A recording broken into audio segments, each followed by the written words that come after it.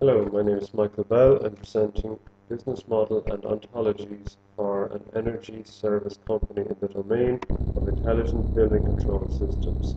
It's for the ITC Euromaster CE6025 Virtual Enterprises module. Presentation date is 21st of February 2012.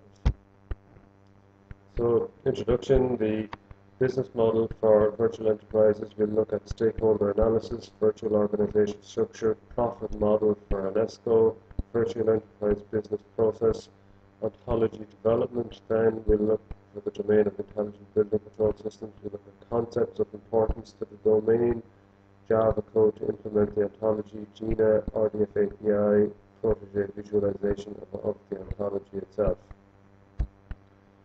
So, the business model comprises of, I suppose if we look at first the definition of business model as the plan for the successful operation of a business, identifying sources of revenue, the intended customer base, products, and details of financing. Other key areas to look at for a business model are value proposition, market segment, firm structure required, cost structure and profit potential, business position and domain network, and the competitive strategy. We'll be looking at some of these aspects in this report. So, the stakeholder analysis, if we look at the center of the diagram, we've got the ESCO themselves. To the right, over this side, we're looking at the user side of things, the provider side of things. We've got the intelligent building control system supplier down here. We've got the ESCO themselves up here. Then we've got the building owner, building occupant, regulatory body, utility and service providers here. They're all interested in information, different information from the same system. They can all be made, I suppose, operate more efficiently. Their contracts can be tied to the information coming from the intelligent building control system. And also, actors such as the utility providers may provide information into the control system, such as price of electricity, say at peak times where the system may decide not to run certain high-use equipment at times of peak usage. Just to assist managing grid and to avoid high costs. So that they're the main stakeholders. They're broken out into further detail. The slide just gives us a bit on the other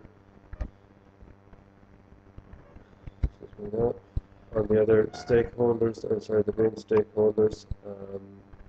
Then if we look then towards the virtual organization and its firm structure is what we're looking at here. We've got the ESCO, the energy services company, their structure up on top. There you've got executive level management, site specific, the various departments. So you've got the management, you've got your contract management here who will be responsible for one site. They're managing subcontractors, they may be managing the site facilities management team.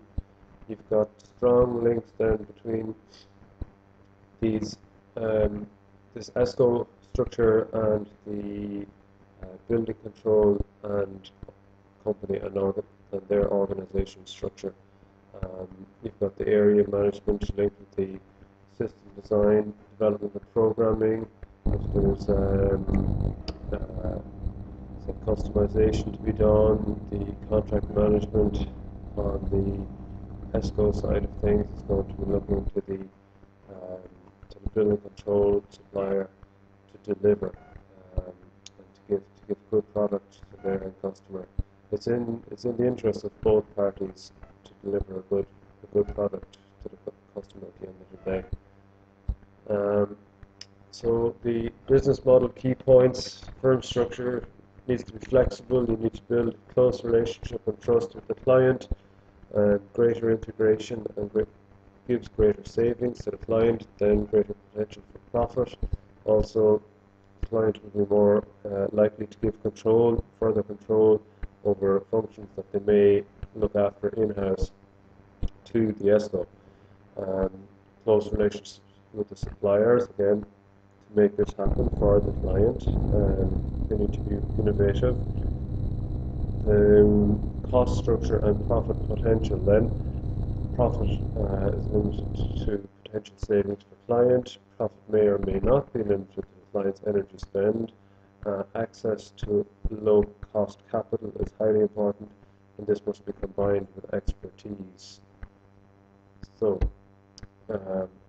the basic profit model for an ESCO you're looking at, this is I suppose it's a basic enough graph that I produced to just illustrate the point of where an ESCO is operating and where they can potentially look for profit. The red line here is indicating a loan that an ESCO will have taken out to install some equipment or do some upgrade to a client's premises.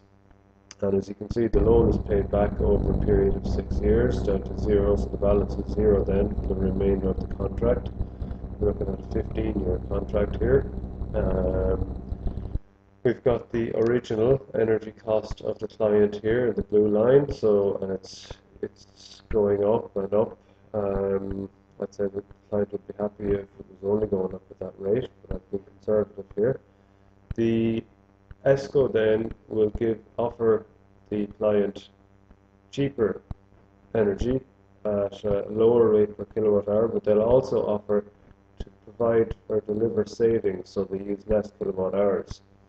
So there'll be a written contract.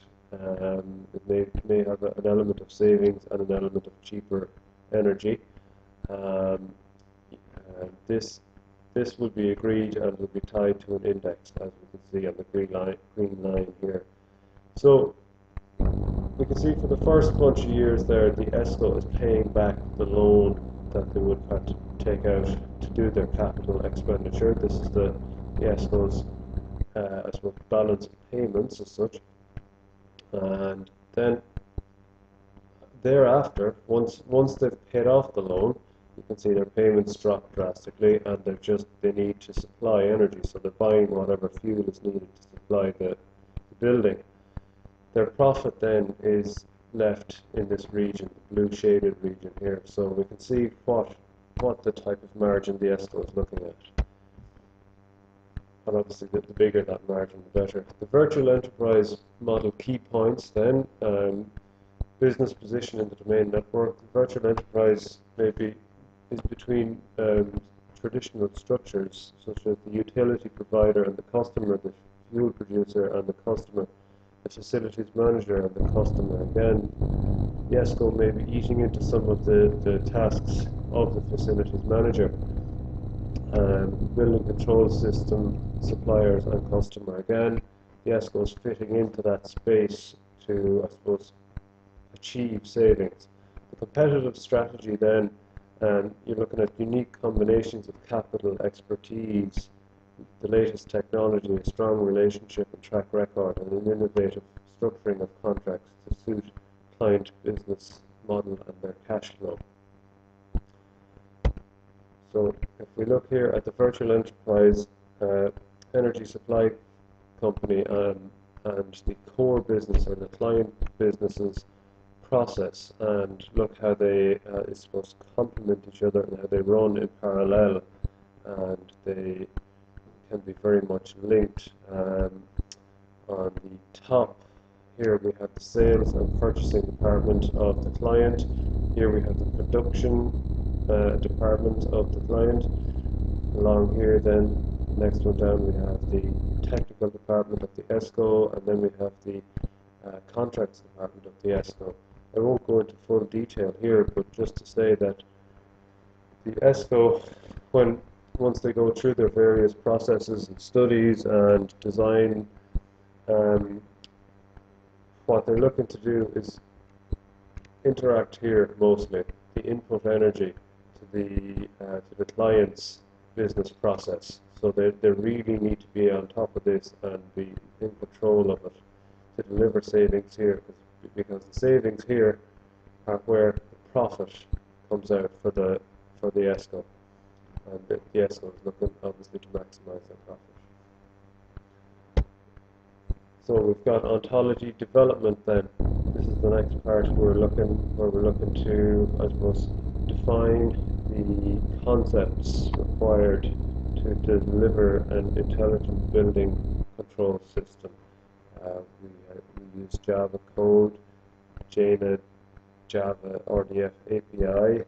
The RDF is the resource description framework. Protege ontology modeler was used to visualize the created model.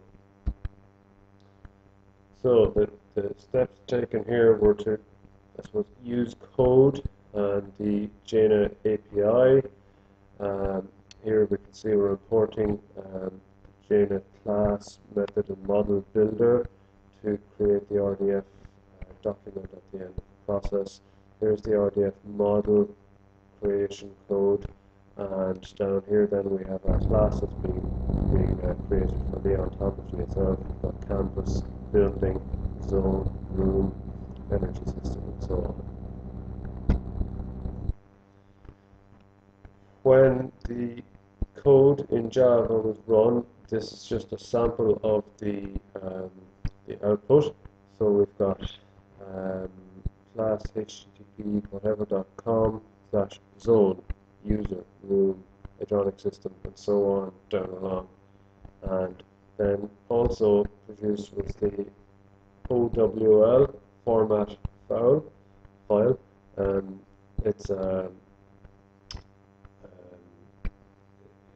It was automatically stored in the NetBeans folder along with the code in the root. So the next step was to actually open this file from Protege in order to actually visualize the ontology. So the class hierarchy in Protege then can be seen here. This mirrors what would have been decided before starting to write any code. So we've got a campus, building, BMS, actuator, PLC, all the way down. We can see the various categories and subcategories, or concepts and subconcepts, and this is how Protege presents them. So there was one issue with spaces in class names, which prevented Protege from reading the OWL file. Once they were resolved, it was no longer an issue.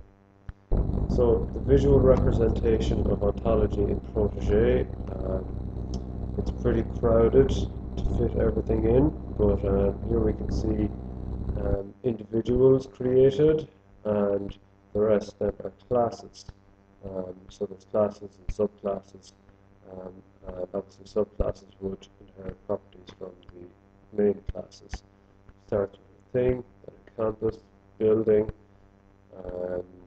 building user. Okay, so the building has a user, the building has a zone, the building has an energy system.